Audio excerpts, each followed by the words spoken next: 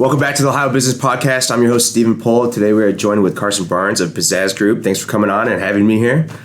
Thank you so much, Steve, for having me. Yeah. Another rainy day here in Columbus, but we'll make do. Kind of give a introduction on yourself, a little on your backstory first, and then we can kind of go into Pizzazz Group. Yeah, absolutely. So definitely start a little bit about, professionally, go a little bit about personally. So just professionally first, I am a competitive guy. I'm a sports guy. Grew up by football, basketball, baseball. So I followed my passion and went to Mount Union. At Mount Union College, I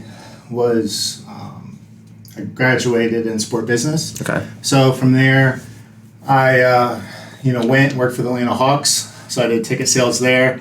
I ended up learning the sales game. It's a tough racket, isn't it? Yeah. So it's definitely a lot of fun. Cool atmosphere to be in. Learned a lot. Then took a promotion with the Oakland Raiders. So once I was with the Raiders, sold more like the season tickets and more than just one or two games, more season tickets. Mm-hmm. And then from there, took a promotion, worked for the Columbus Blue Jackets. So that's what brought me back here to home. And I sold like the suites and the loge boxes. So I made that transition from working with more on the individuals to more of business owners and selling suites and things like that. And then from there, I worked for a publication company, website company. Really loved it. We on the business side, when I was selling for the Blue Jackets, it was selling suites and corporate entertainment. Was excited to move on to more actually business development and marketing. And so from there, I knew I had the skill set to be able to sell to clients, working with the Blue Jackets and working with a digital marketing type company. So I ended up starting my own company. Okay. So it's a crazy thing. I really didn't have a plan B. Yeah. I ended up, having zero clients. I went from, having a corporate job to saying, hey, let's do this. And so you just jumped right into it. You just quit your job and then went right into it. That is that is ballsy. That is that competition. You're right. Yeah. So I had about 5 months of savings saved up. I have a great family, so I knew that they'd be there if I needed it. I was young enough. I just got in a relationship with my to-become wife. Okay. So I didn't have a lot of overhead. Yeah. You could say. So I ended up starting the company. Learned a lot as we grew here. We're moving into I believe 8 years in business, and grew year after year. This year is going to be the best year we've ever had. Every month we're providing better service. We're increasing revenues for our clients, and in turn we're increasing our revenues as well each month. So yeah, that's my my professional story. Personally, a little bit about me. Been married for about 3 years now here in September. Congratulations. Thank you. Yeah. That's going well. And then my wife and I, we just had a 10-month-old. Congratulations. There you go. Yeah, so I've been having some good things happen. Yeah, leveling up. There you go, man. Yeah. So I don't have a lot to complain about. I'm celebrating Father's Day here on Sunday, which I'm looking forward to the first Father's Day. Obviously a Buckeye fan. Yep. Love the Bucks. Loves working out just from sports, football, basketball, and baseball in high school. I just got a grill, a Traeger, so I'm learning to smoke. Yeah. Officially a dad when you get the smoker. Yeah, exactly. Yeah. I'm practicing on the smoker. I haven't perfected it yet, but I'm practicing there. But yeah, I'm just I'm thankful that you have me on the podcast just to bring value to your audience. Maybe if there's a startup company that would like to get some motivation, as far as inspiration on marketing, whether it's a company that's been around for a little bit longer and they're trying to move from one phase of their business to another, but however I can really provide value here for your audience, I'm looking forward to it. So. Well, I find it extremely interesting that you just, quit, you just jumped right into it. What was kind of what made you make that leap initially? I wanted to have complete control of how this business ran, which is Pizzazz Group. And from everything from the people that we bring on, to the clients that we bring on, how we service those clients.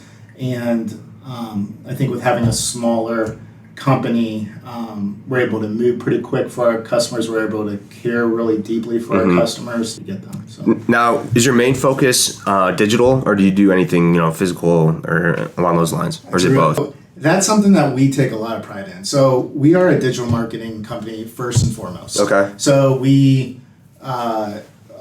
it's all about attention. It's all about how can we convert those customers. So it may be on Google, Facebook, Instagram, LinkedIn, whatever the social media channel or search directory we're using to get in front of their customers, and they tell us, hey, this is the customers we want, so we match them up with them. We then get them the exposure. They then call. We track what those calls are, or the visits to their storefront, or whatever that may be, what they're trying to accomplish. And then from there, though, for us to make sense of what we're doing for them and the investment we're asking them to spend, we want to make sure that they're getting return on investment. Yeah. So at the end of the month, we sit down with our customers and say, how did we do? Yeah. How many customers did you actually get from our marketing? And then we're able to work with them on, okay, how's your sales process look? Are these questions being asked? So we're almost at a consultant at that point to make sure that they're closing the deal, and that they can make this relationship work, because they're only going to pay us as a marketing firm if we go that extra mile for them, and we're able to see, okay, we're making you more money, or we're getting you.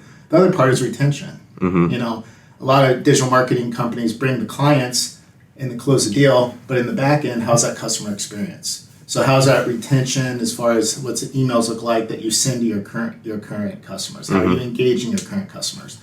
So we look at a holistic approach of marketing from the start of the funnel to the client onboarding process to the retention phase, and how do you make sure that you have a lifelong customer? So, well, I mean, some of the social media marketing agencies that I've seen, it's just they kind of just create content, they post it on an Instagram page that's totally dead, like 200 followers, and then that client pays them a good amount of money just for that. It's like, what, like, why aren't you guys utilizing the marketing? So that's cool to hear. And it's all about talking to the customers. We do a really good job in the front end of when we talk to a customer and understand really what they want to accomplish. What have they done for marketing in the past? What are they looking to accomplish? Are we putting them in a program that we feel is going to be successful? What do we feel those results are going to be? Can they grow infrastructurally once they get the results they get? So we want to go back to them every month, every quarter, every year, 6 months, every year, and be able to show them, hey, this is what we've done, this is what we agreed upon. Is this where we're still at? Are we trying to increase here? Where are we trying to change your business? So really interviewing, really creating long-term partnerships is what we're looking to do. We're not looking to just kind of, fill out a box and do a social media post without any strategy behind it. So. Well, I know each client is different, but from which platform do you see the best results right now? Google, Facebook are definitely the most powerful tools you can use out there. Okay. And there's definitely some up and coming ones too, but those are where we've seen a lot of success so far. Yeah. From a lot of big businesses have their own internal marketing department. I had never understood why those businesses don't have like a Twitch channel, a YouTube. Just hit every social media angle, at all fronts. I don't know why they don't do that, or they don't even, or advertise on those platforms. But I guess it is more difficult. I don't know why. That's a really good question. I think it's all about just trying to determine as a business owner where your clients are. Yeah. And when you're able to understand, and we do, with our clients, we sit down with them. We say, tell us about what you want your clients. Who do your clients look like? Yeah. What's your client look like? If we do a marketing campaign, what would be successful? If we bring you, 10 new leads, and you're able to get 5 or 6 of them, is that a successful campaign for you? Yeah. So you just have to understand what that customer is looking to achieve. Are they trying to do leads? Are they trying to do brand, which is a lot on YouTube, and really your voice and your storytelling, and maybe describing a product or a service. And also depends on what you're good at. True. There's some business owners that you do a video with them and it's tough. Yeah. And others that like they just shine. Mm-hmm. So, and of course, the more you do it, the better you're going to get.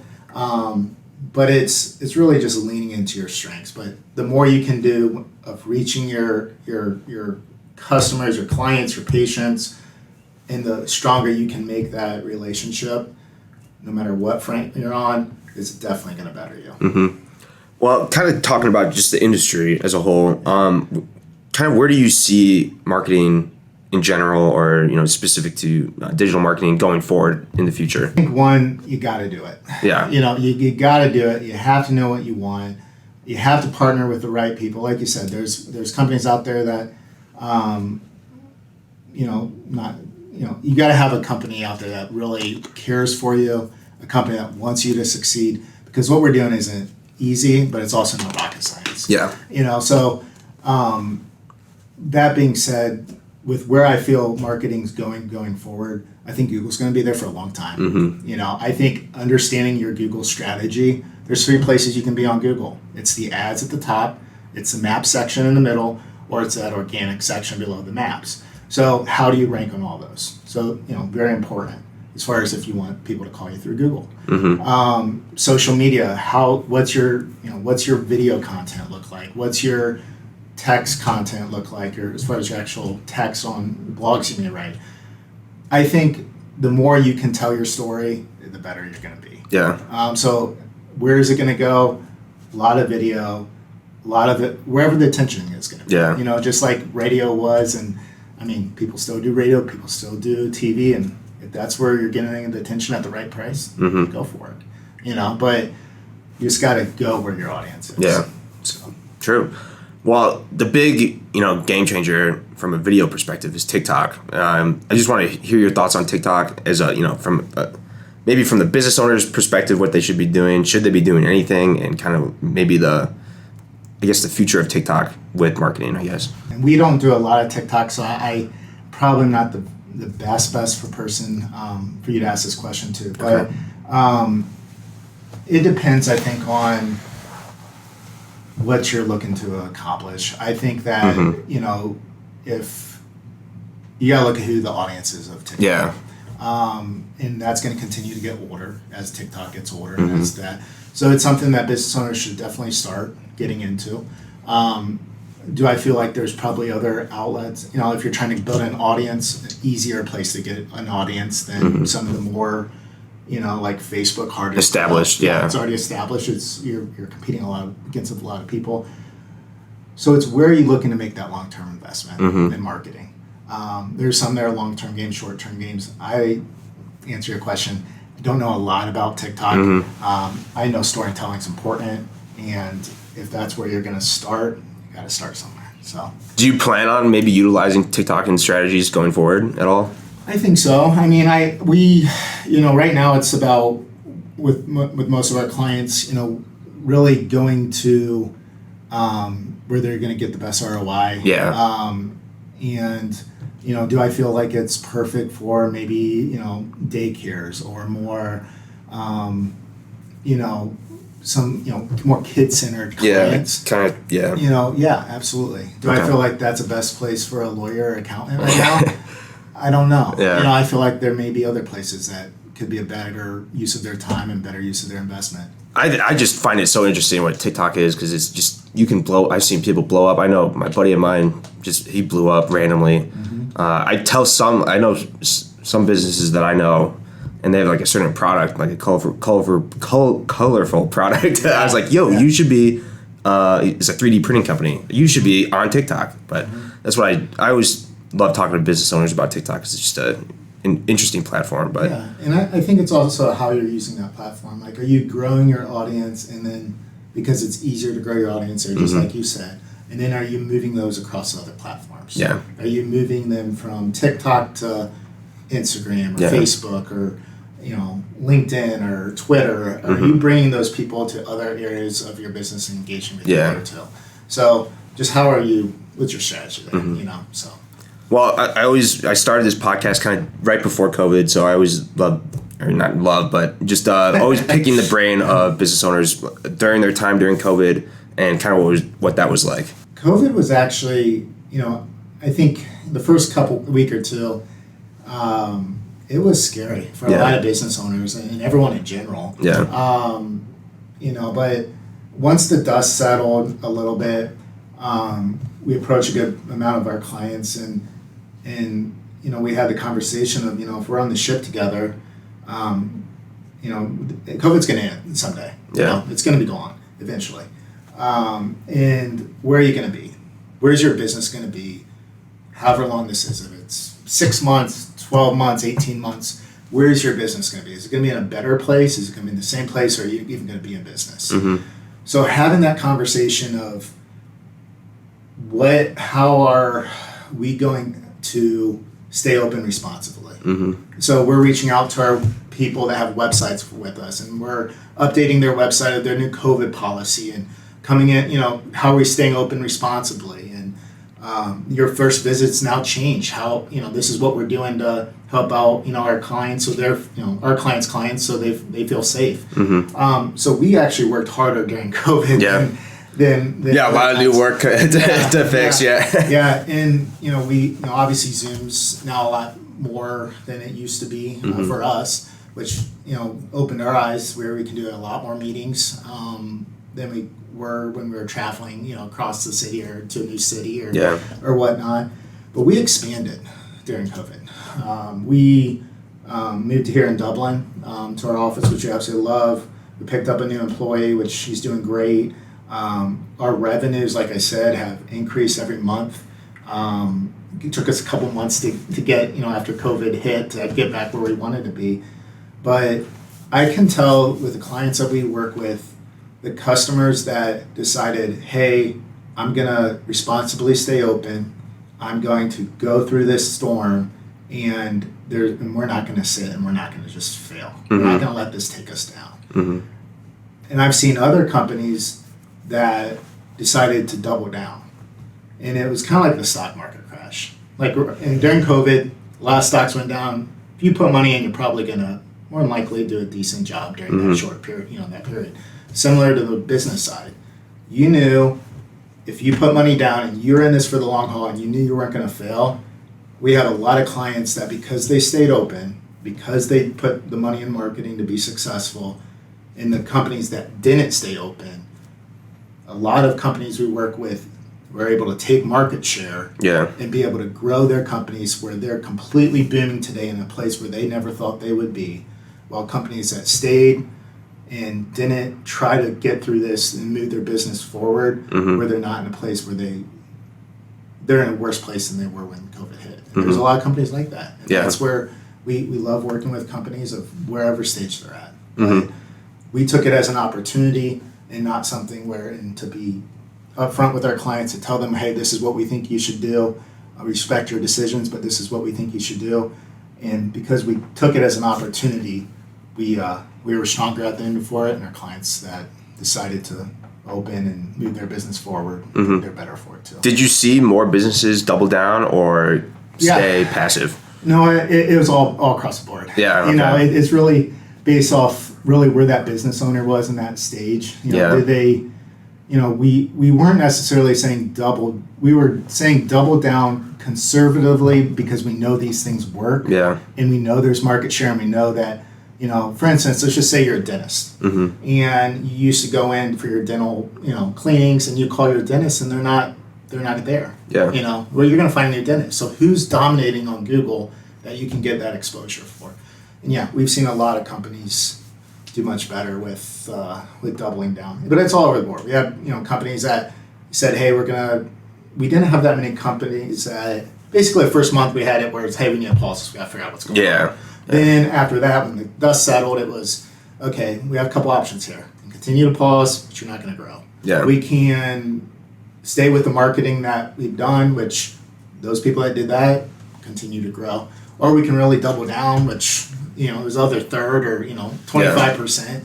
And they're seeing results that they think were possible for their company. So, as we start to reopen from COVID, it's kind of been maybe a month Yeah. A little bit. Yeah. Are you seeing more businesses go heavily after marketing again? Are you seeing that? Yeah, I am seeing that. I'm seeing businesses that have different struggles today than they did during COVID. Now it's more on a marketing side, we love where we're at. We're loving our lead flow, but infrastructurally, we need to get people to work. Yeah. So it's getting people to work, making sure they have good programs for their employees, because people are coming back that weren't weren't working for that reason, and so now it's employee side. It's how do we grow this so we can continue to grow with our marketing. And then the other thing is logistically. I was talking to one of our bike clients last week about marketing and what we should do, and he says, Carson, it's 18 months before I can get my next order of bikes because of logistically. God. And it used to be 3 weeks. Yeah. So it's like, well, how are we going to stay in business? I don't know. I'm putting this huge order in on bikes, but I'm not getting it to 18 months. We're going to have to survive off repairs for the next 18 months before I get my shipment of bikes in. Mm-hmm. So, it's different challenges today, and being able to navigate those on a marketing level, on a employee level, on a logistics level, and making sure you're doing it, in all different ways of your business is, you got to think about it. Yeah, I mean, it's a real whirlwind for businesses on basically everything. They just get hit from every other front constantly. But from a competition standpoint, my sister is in marketing. She worked at an agency in Columbus before she moved jobs. But from a competition standpoint, how do you kind of differentiate yourself from the rest of the pack in the Columbus market at least? Here in the Columbus market, we really we focus on setting expectations up front. Mm-hmm. We're not going to overpromise. We're not going to be one of those companies. And then also we sit down our clients, we deliver. And I think the level, I know service kind of gets overused at times, but I think the level of amount that we care for our clients. Mm-hmm. We understand that if they grow, we grow. So that's why we've grown every month in the last 6 months, because we do a good job for our clients, and we help them grow.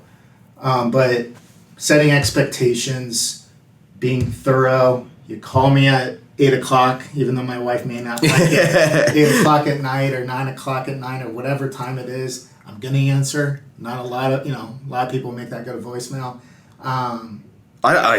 People call me at 8 o'clock and it's like, I've got to answer this. I hate to do it, but I got to do it because then it just then you sleep on it and then but I'm totally the same way with that. So at 8 or 9 o'clock when we get that call, and I get that call, I know I need to take it because it's really important. Yeah. I don't think there's very many companies out there that work as hard as we do. Okay. So from a you kind of touched about this when we were talking about COVID. Are you starting to expand outside of Columbus because of the Zoom? Is that what kind of touched on? Yep. So we work outside of Columbus. We have a sales guy that works in the Dayton, Cincinnati market. Obviously, Columbus is home for us, but we're expanding into other markets. Columbus is also the hub of a lot of, big companies. So, we work with, those different companies across the country. Obviously, once you do good work and you have referrals, we're not marketing outside of Columbus, but the referrals that we get and business is so connected everywhere. So we definitely have Columbus strong reach is our backyard. We love meeting with our customers, sitting down with them. You can obviously get a little bit more down when you're right next to them.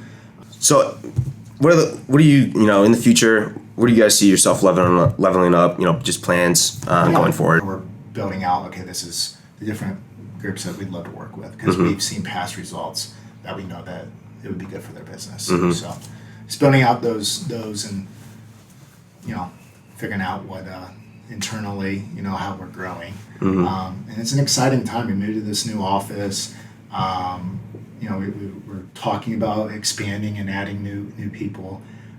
So it's fun. It's a fun time. Any words of wisdom or anything else you want to touch on before we wrap up?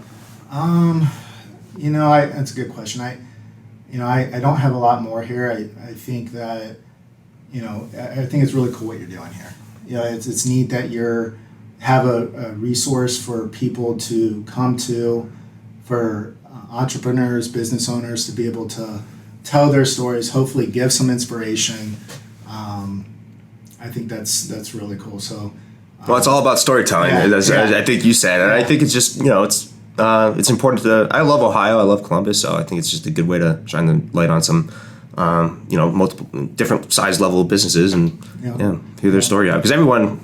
I don't know, free marketing, whatever. But it's fun to do. You meet you and meet other people, and just to, it's fun. So I encourage whoever's watching this to send Steve a text if you have his cell phone, or send him an email, or connect with him on his podcast. There's a lot that goes into these podcasts to make them successful. We had the conversation. Hey, can we do this together? You said yes. I was like, awesome. We then, went through some quick calls, came with some great questions. So I know it's not, and then we have to upload this afterwards. So there's a lot of things. That's the worst part of it. It's just description, title, Right. So there's a lot of things you do. So I encourage whoever's watching this to tell Steve, whether it's through text, email, liking it, sharing it, of how good of a job he's doing, and to help this cause out. I think it's a good cause. So if you have anyone that you feel would be good at talking on this podcast, I think it would be perfect to give that to you, Steve. Is that something? Yeah. And also, if you're watching this podcast, tell your friends about it. I think that would be a great way to help expand the audience. So that's what I encourage. That's Pizzazz marketing at work. I should be doing that. That's what I encourage you to do. So, how can people get in contact with you, find you, social media, website, all that? Yeah, that's a great question. So Pizzazz Group, you can Google us. Marketingpizzazz.com is our website. You can our phone number's on there. So just say send me a message at cbarnes@pizzazz-group.com. Let me know who you are, and I'd love to meet up with you and see if there's an opportunity to work together. If you want more information, I'd be happy to tell you about what's going on in the marketing world and help you out however I can. So, well, thanks for having me here. Thanks for coming on. Great talking to you. I really appreciate it.